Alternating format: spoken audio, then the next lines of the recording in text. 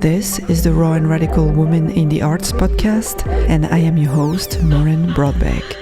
Raw, unprocessed. In each episode, we explore the mechanisms of identity, vulnerability, authenticity, empowerment, and social change through conversations with inspiring women who are making history and challenging the status quo in both the art world and in society. Radical, rebel, progressive. We talk about their real-life challenges and celebrate cis and transgender women so that you can be inspired, empowered, take action, and further your critical understanding about what it means to be a woman in the arts. Woman, feminism. A revolutionary catalyzing reformation. Radical. Today I have the great pleasure to meet with Ursina, Gabriela, Roesch and Mark, Damon, Harvey. They are the co-initiators and co-president of FATart. FATart stands for Femme Artist Table, which means Woman Artist Table. It is a Swiss art association that has been campaigning for an equal opportunity and the inclusion of women since 2016. They develop and do many activities, initiatives, meetings and exhibitions throughout the year with the goal of giving women a stronger voice in art, a better visibility, attention and acceptance. FATart emphasizes that they are an organization that addresses all those who are oppressed by patriarchy, women and Flint, Frauen, which means woman in German, lesbian, inter, non-binary and trans person. They have one major event every year in September, which is the FATart Fair, an art fair dedicated to women only, and there's an open call until May 9th. It's time to get fat with Ursina and Mark. Hi Ursina, hi Mark, welcome to the show. I'm very glad that we are together today. Ursina, you are the co-founder of FAT, and I'm going to drop right in and read you your own definition of FAT. So you said this: we network to help artists achieve the escape velocity needed for historic art trajectories. We create the balance. We want to network the artists, and we want to write the history of women in art. By artists, we mean all women, including intersex and trans women. It's time to get fat. Femme Artist Table.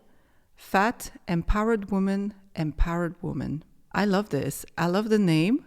I think it's great. So can you tell us why you decided to start this project and how did you get together, the two of you? First of all, thank you very much for your invitation. You're welcome. Very nice. You created a very nice podcast. Thank you. It's just my theme, raw and radical. I'm a woman, raw and radical. And that's why probably I'm artist. Yeah. And through my experience as artist, I think grew up this project because from very early I could understand something is wrong in our society and also in the society of art. It's a question of culture. Yeah. This is a short explanation, but starting from me as experience as artist is the first, and the second is the culture in general, what we live, in which country we are living. And Mark, we got a job in the same program for people, foreign people. They are living in Switzerland since many years, and they never had the opportunity to learn the language we speak here. Yeah. So because they were unemployed people, and to ameliorate to better the chance to have a new job, they were in a program to learn German. And I was teacher for creativity, and to give them the possibility, the experience from language, the experience from the life put together in a language of the image. Yeah. So that's how you creativity. met. Yes. And Mark was teacher for computer, and I think it was too boring for him, so we came together to to be a little bit creative. This was the start, and then Mark started to write about my work. He was very interested in my work, so I was interested in have another approach to my work than I knew from art historian, for example. Yeah, yeah. Because it's very on a very small way, which I think my work is much bigger. Yeah. So why this project? Why this name? How did it all came together then? Femme Artist Table is from this experience that I am a woman in the art business and I don't have the same opportunity than men have. Everybody should know, but not everybody knows. Yeah. And I was in London for a scholarship for 6 months in a foundation, which was very interesting. And there we had a table, an artist table, to exchange in a restaurant, and people could meet as artists. And then later, when we were in this project searching after a name, it was clear I would like to have a table where we can sit with other people and discuss and be part of the art business in one way, and in the other way, as woman, I would be part. Yeah, yeah. So this was the part for the name Femme Artist Table. Nice. Later, by accident, we realized it is fat, the 3 letters together, fat, and then the slogan was clear, it's time to get fat together. Yeah. This is a very nice image. I like very much. Yeah, and especially that it relates to, I mean, it's a subject that relates to women, you know, and media and all that. The word is so important in the life of women. Yes. Yeah. That's why, for example, some artists think it is not a nice word because we are nice women. I say not only. Yeah. And this is a very good name for this, I think, too. Yeah, yeah. Can you tell me about this feeling of injustice you felt since childhood, and how did it grow and kind of probably touch your art practice and your desire to create this project and to create the art fair? Yes, it's a feeling, it's an experience you can feel or not feel for any woman or any other people in our society. I think Mark can say also something about that. In his case, it is a question of culture. I did not understood what I have to do in this culture, why woman has no right to talk, to speak, to be part of it. Yeah. And then in my artwork, I think I was searching very hardly my own way. So I had nothing to lose because I was not asked with my opinion. Yeah.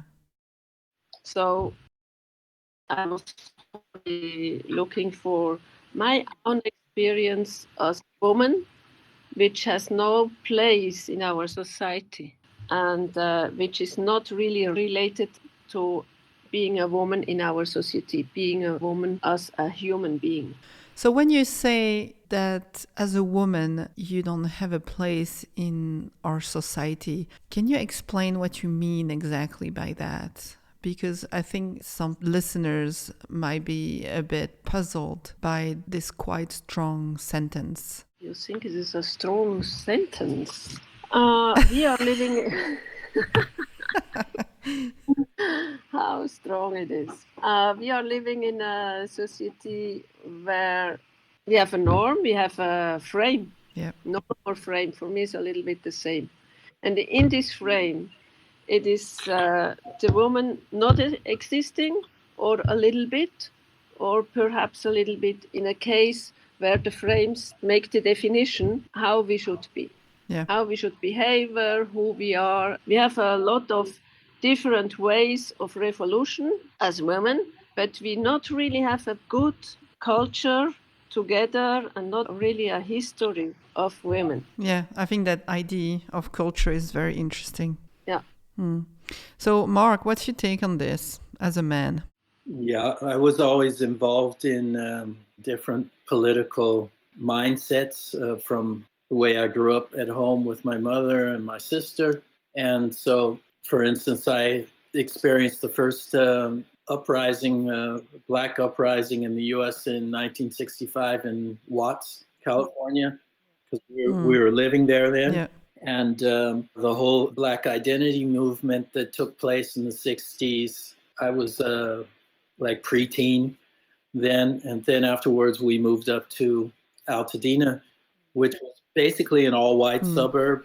And school district was the first one in the U.S. to force busing as integration solution. So we were moved around town, went to the different schools that were before just either Black, white, Asian, or Mexican American Chicana. So I've always had contact with the idea of cultures in conflict. And when I came to Switzerland, the youth movement started 2 weeks later, and they had the problems with the opera house, and then afterwards how the Rote Fabrik started, Red Factory as a culture center. Because I was involved in all these different things, and also because I was involved with Männer.ch, which was the first umbrella organization for men's organizations in Switzerland. I was one of the founders there. I was always looking for a way to culturally bridge. So for me, in the sense of intersectionality and cultural integration, it was obvious to me that it would be a good idea to do something like FAT, because it was just logical. It was illogical for me that it didn't exist already. Yeah. And it was a real adventure, because a lot of times we found ourselves both talking to people and thinking they don't get it. You know, It's not about just being somehow radical or contrary. It was something that was an obvious step towards the future that was missing. And I think quasi really an obvious step. Yeah, I agree. Sometimes we really wonder how comes it's not there already for a long time. It's very strange, huh? But, I guess it was you to do it. So it was your role to do that one. So you have the fair. It's been, 3 years now? This year will be the 4th time. Yeah. The 4th, so it's the 4th year. This year the fair will take place. It's growing every year. Congrats for that. It's looking great. So how was the fair perceived, received by artists, by authorities, by people in the art? At first, we had a lot of questions. People here in Switzerland could not really understand why we do that, why we would like to do that, why we are interested in doing that, because everybody, not everybody, but a lot of people has the impression we are an equal society. Yeah. Even in art, you are an artist. This is already something good, but what you like to have more. Yeah. But the art scene is still a boys' club. Very bad boys' club, I would say. Yeah. Mark, you will say something. Yeah, I mean, the first year there was surprising resistance coming from different corners, also from the women themselves, of course. And it caught us off guard a few times, because we were thinking there's an elephant in the room and everyone's saying there's no elephant there. That was kind of weird, because we had to back up and figure out how we could explain something that would get us really kind of like angry. So we had to break it down to make sure that people could have better access to it. Yeah. And it was interesting in that respect, because people started picking away at things that didn't make sense. They didn't like the name. They didn't like this. They didn't like that. We had our devotees at the beginning. There were some people that jumped in right away and connected right away. But there was some surprising resistance at the beginning, and it was basically nonsensical. It didn't make any sense what people were saying. And like Ursina said, there are a lot of young people, also young women, that were saying, well, what are you complaining about? Everything's fine. People that have no idea or had never been in contact with the situation, and they weren't really interested in it either. They just assumed it was okay. Yeah. I noticed that quite a lot, actually, because we don't want to realize that there is a problem. We are raised to think that all is good. So when things go wrong, we blame more ourselves. Something's wrong with us. We didn't do it right. And then it is with time and with age and with experience, we realize that it was not that. It was not us that something was wrong with. It's something bigger than that. It's something in the society. It's some kind of, that spell of what's happening. Exactly this issue. And I think a lot of younger women, maybe they don't realize that because they're also raised, thinking all is good. I mean, some of them at least. And then it takes quite a while to realize that no, something doesn't work with the society. Something doesn't work in general and is not fair and equal. It's a bit insidious. I think with younger women, it's a matter of them, if they haven't had contact with situations that made them realize how things work or don't work for them, then they don't notice it at the beginning because, like you said, they reflect upon themselves and they think, well, I could have done this better. I'm not perfect either, so I'm not going to say anything. Exactly.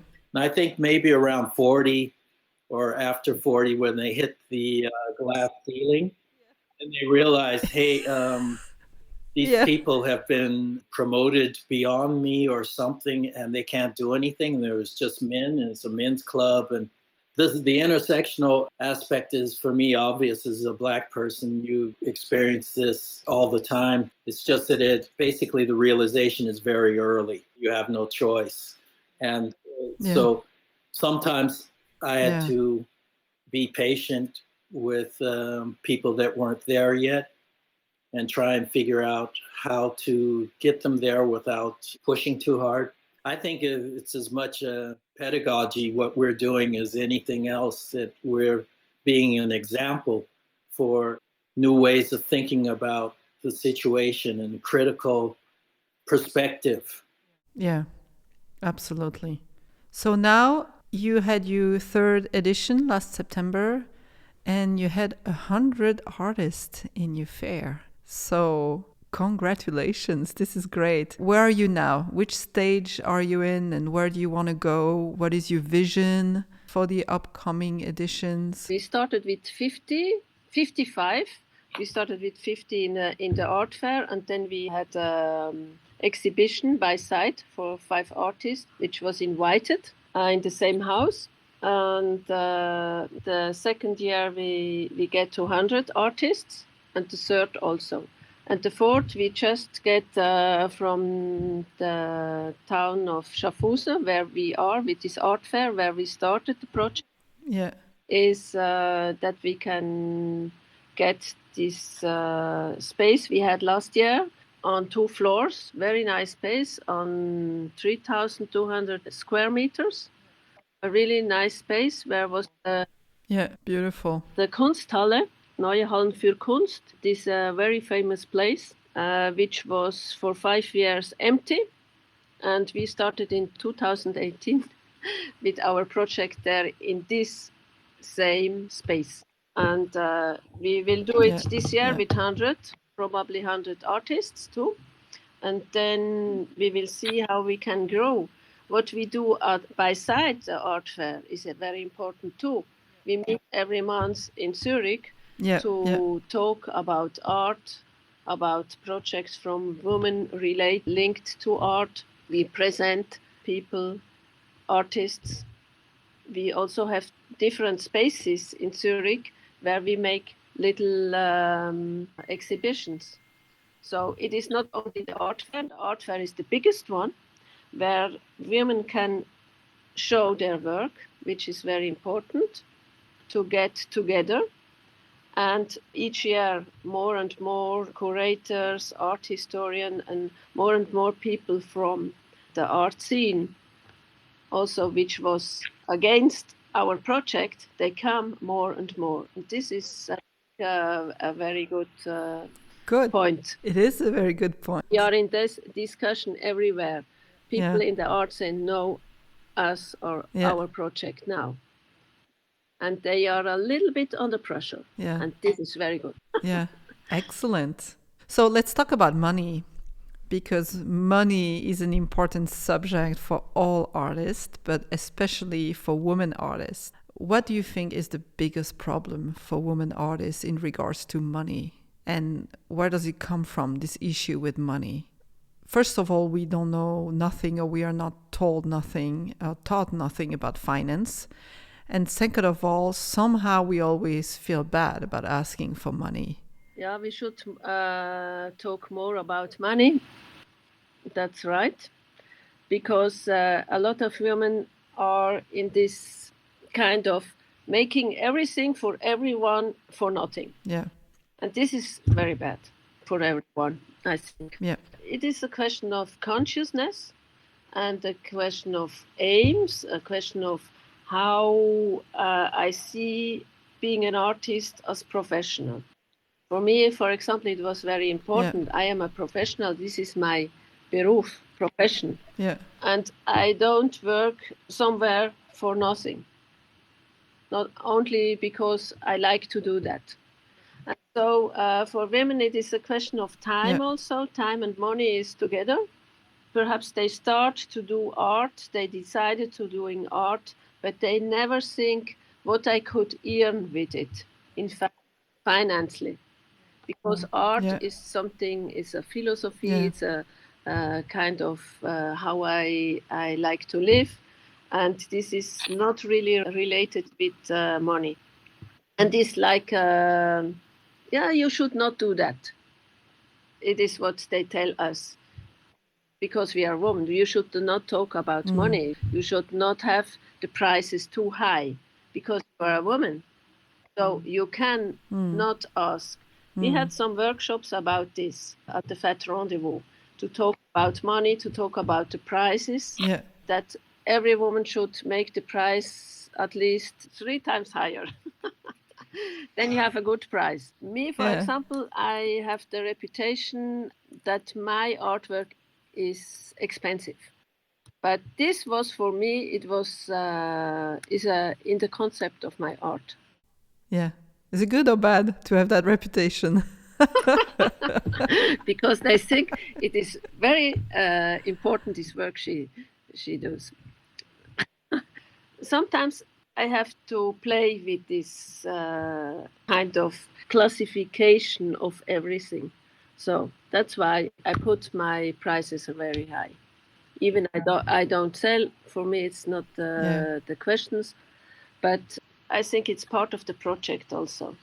That if you have a price which is very high, you will look why it is 100,000. If you ask for 1,000, it is not interesting. You should be aware of this. As woman, artist. That's interesting. So as much as it is important to talk about women and the image of women, I think it's important to talk about the image of men and how men relate to all of this. What is society expecting of men, And maybe Mark, you want to answer to this? Yeah, part of what Ursina mentioned is really classic information for me, that women have been in general saddled with the idea of care work. Yep. They're responsible for taking care of so many things without being paid. And that's, I think, also one of the reasons why they're not used to being paid correctly when they do something that men are doing too. And I think it's getting over the care frame of thinking that is important as far as pricing is concerned. Yeah. Men don't see themselves that way. They see themselves as of course, not all of them. They see their products or their services as being something that's valuable and it should be paid for. No one has ever asked them to do this or that for free, or let's say it doesn't happen nearly as much. Yeah. So they don't have that difficulty.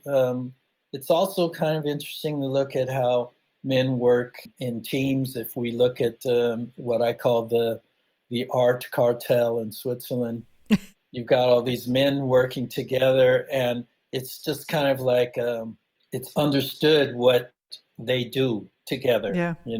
There's some competition among them, of course, but as soon as something really comes from the outside, let's say women or other cultures, then it's like they group together all of a sudden and they have a group think that functions for them to keep the others out.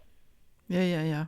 Of course, men are also the group that suffers the most from other men, because there are men that don't fit into those categories, and some of them notice it, that they don't fit, and they resent it, and a lot of them don't. They think still, okay, I could be one of them, but actually you can't.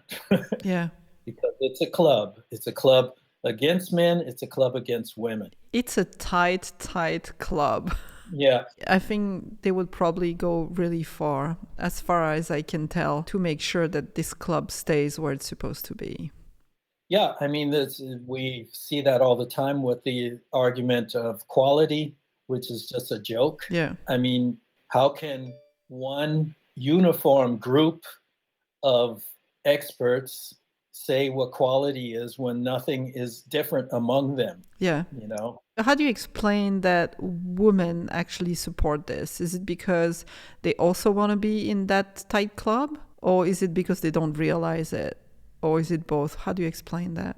I think it's mostly socialization and something similar to the Stockholm syndrome, that they're kind of like in a golden cage, and then they think, well, it is relatively comfortable here if I don't say anything, and if I do say something, what if they don't like it? They're not ready to fight. Yeah. You know?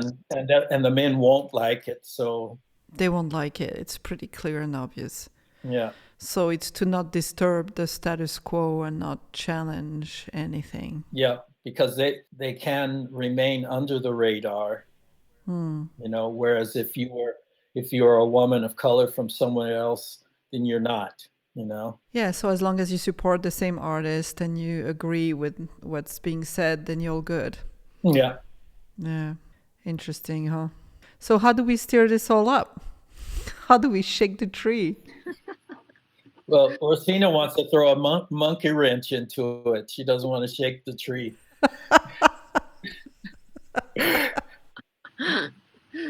Yeah, that's why we started this project to do something which is nice, which is good, which you can feel well. You find your platform as women artists. I know artists who participated in this fair. It was an experience they never had before as women artists. If you participate there, you don't go out like you came in. Yeah, yeah. You have another consciousness. What is being an artist? Because also you have a network, you see, you can talk with other artists from Switzerland, from every part of Switzerland, but also from Germany, from South America, from South Africa, from Asia. We will get fatter more and more, and we would like that a lot of women can make this experience. Yeah. And from there you can go further, because a lot of artists have a gallery now. They have a commission for making something in theater or design jewelry or things like that, because people come more and more. And this experience of power of women is really very exciting. Beautiful. I think it is not only the power of the artist. For me, the most important is the power of the art themselves. Yeah. Because I had the experience that the power of this artwork is much higher as you and I together. Yeah, for sure. So I think it's worth to note that it is the artists that apply to be part of the fair. They're not galleries. Yes, it is art fair for artists, for producer. Do you also invite galleries or other art centers to be part of it? No, sometimes we talk about it, but until now there was no collective, no gallery. I think a lot of these organizations, they're just kind of like watching us. Yeah. You know, they ignored us at the beginning and they thought we would go away, and then we came back again, and we came back again the third time. And so then they thought, oh, well, let's go look. And so a lot of them snuck into the event, and we didn't know who they were, but people spotted them and they came to see what we were doing. Galleries are, as far as I'm concerned, they can come, but it's really interesting to see how long you have to keep doing something before you can be accepted as existing. Yeah. And there was also something else when we were talking about care, the care role that women have. Ursina was really pushing the artists to talk to each other about their work and not about their kids or their living situations and things like that. And it was interesting that that is a real necessary shift of perspective for women artists, that when they get together, they really talk about their work. Yeah. I think this is huge, actually. It's a very interesting point. Mm-hmm. Very, very interesting, because it really shifts the dialogue in the society. Mm-hmm. Because that's what women are used to do so much, you know. And I'm a mother. I'm not going to say it's not an important job and an important part of my life to be a mother and to be in motherhood. But it's true that we are used to talk about only this. Mm-hmm. And we can be amazing example for our children as mothers and artists. Ursina, you had the great pleasure to meet Diane Thor. Can you talk about your experience with her, the experience of becoming a man for one day, the workshops? Yes, I did this workshop once, and then I did it twice, and then I organized one, because it was a very nice experience to get out from your classification you have yourself, your idea of being a woman. Yeah.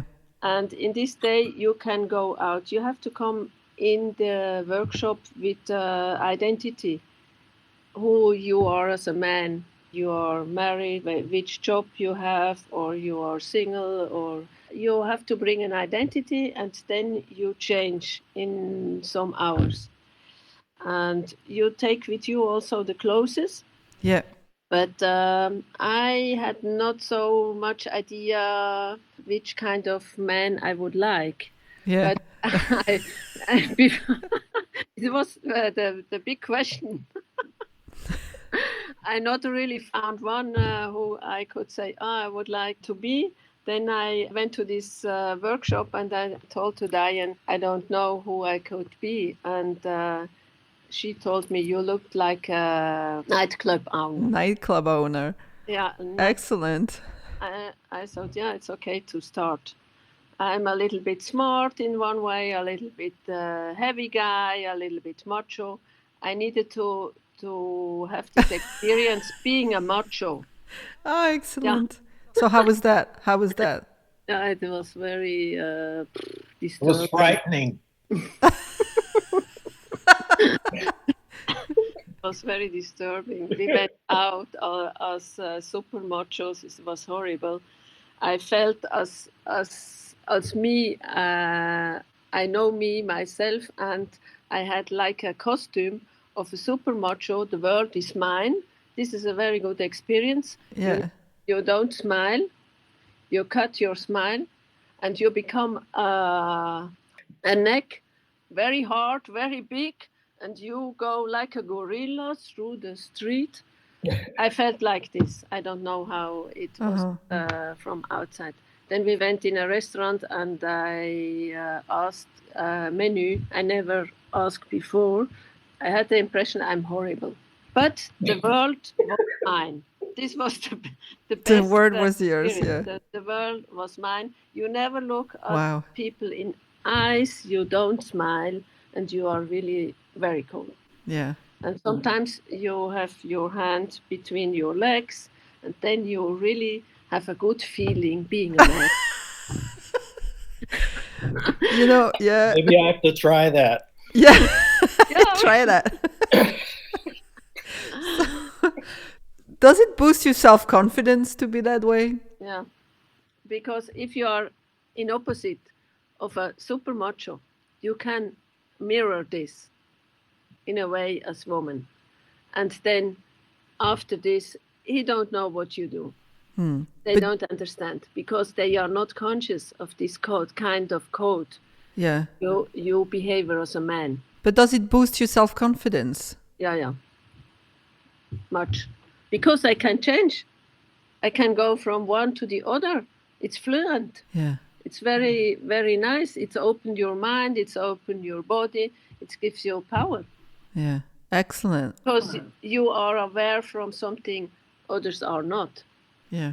They are in this kind of golden cage demands also. They are in a golden cage too. I want to do that one day. Yeah. I want to do that. Yeah. I'm going to become a curator or a rock star. A rock star, you know. Yeah. Yeah, this is good to go out from your own mind. You think you are. I've noticed I am not the person you think I am. Then you can go a little bit. Really cool. All right. Is there anything else you would like to talk about? Yeah, we're also very active in regard to different cultural aspects of FAT. That is, as Ursina said, FATart Art Fair is the biggest project that we do, but we've got our fingers in a lot of different pies and trying to do things that raise cultural awareness. We would like to also have more people of color in the fair. And I'm also teaching a workshop, been teaching a workshop for a long time as far as racism and prejudice is concerned. And that's something that's, that's an old theme for me, but it's something that seems to be more important now as of last year. Yeah. Because it all fits together for me. All these things, they have something to do with each other. Yeah, yeah. And, I think if you're not really acquainted with different situations, you don't see how they fit together. But cultural awareness, women's issues, art, cartel busting, all of these things have to do with FAT and have to do with us. Yeah, I like this term, cartel busting. Yeah, this is very nice. Really cool. I think it's really important that we have built up a network, and our network is totally open. Our whole thing is basically radical inclusion. If we see anything anywhere or hear about anyone anywhere, then we get in touch with them. We send them mail, we call them up, we bother them. And sometimes they don't respond, and then we just wait and do it again. Everyone's welcome. And it's exactly the opposite of a cartel. We want everyone in the club. The more, the merrier. And anyone that's even a little bit interested in what we're doing, they should get involved with us. They can subscribe to our newsletter. They could come to Zurich and meet us if COVID allows that.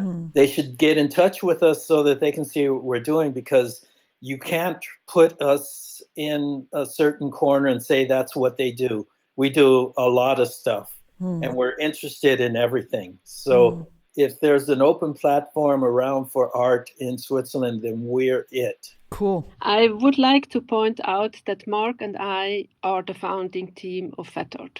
But from the very beginning, we worked as a bigger team, around 3 or 10 people, with, of course, a majority of women, as well as a few men, which are supporting the project. Yes, sometimes it happens.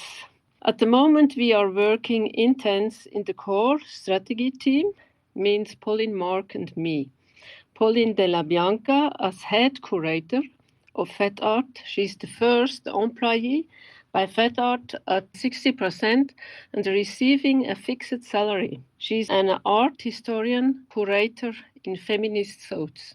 And she completes very well our core team with her professional and personally experiences.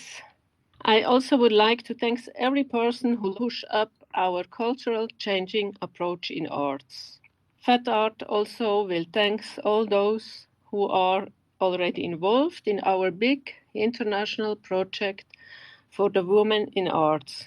At least all artists, they are with us to grow together.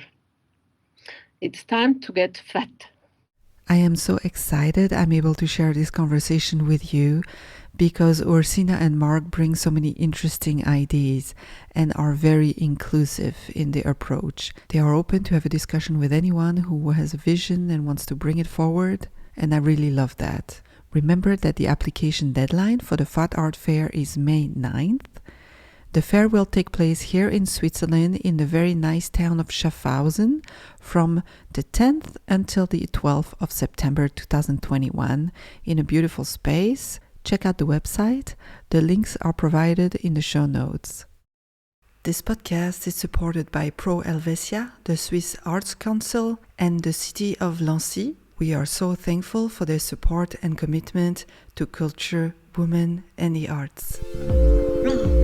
Thanks for listening to Raw and Radical Women in the Arts podcast. Learn more about our featured artists and sign up for news and updates by visiting our website rawradical.com. Organic, radical, profound. Please consider leaving us a comment and review on your preferred podcast listening platform to help others discover the show and take part in this global dialogue. She, intuitive. I am Maureen Broadbeck, FATart. and until next time, keep the dream alive. Woman.